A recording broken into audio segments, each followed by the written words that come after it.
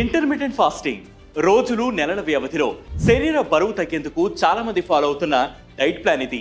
8 నుంచి 12 గంటలు limited calories తీసుకుని మిగతా సమయం అంతా ఏమీ తినకుండా కేవలం వాటర్ మాత్రమే తాగాలి. ఇది ఆరంభించిన మొదట్లో కాస్త ఇబ్బందిగా ఉన్నా అలవాటయ్యే కొద్దీ పెద్దగా తేడా తెలీదు. ఈ డైట్ వల్ల చాలా ఆరోగ్య ప్రయోజనాలు ఉన్నాయి. వెయిట్ లాస్ తో పాటు ఇన్సులిన్ సెన్సిటివిటీ పెరుగుతుంది, డయాబెటీస్ కంట్రోల్లోకి వస్తుంది. అయితే ఇంటర్మిటెంట్ ఫాస్టింగ్ రిజల్ట్స్ ఒక్కొక్కరికి ఒక్కొక్కలా ఉంటాయి. తాజాగా చేసిన రీసెర్చ్ లో ఇంటర్మిటెంట్ ఫాస్టింగ్ హెయిర్ రీగ్రోత్ ను తగ్గించినట్లు తేలింది. చైనాకు చెందిన వెస్ట్లేక్ యూనివర్సిటీ చేసిన అధ్యయనం ప్రకారం intermittent fasting inter organ communication ను టార్గెట్ చేస్తుందని, ఇది హెయిర్ ఫాలికల్ రీజనరేషన్ పై ప్రభావం చూపుతుందని నిర్ధారణ అయింది.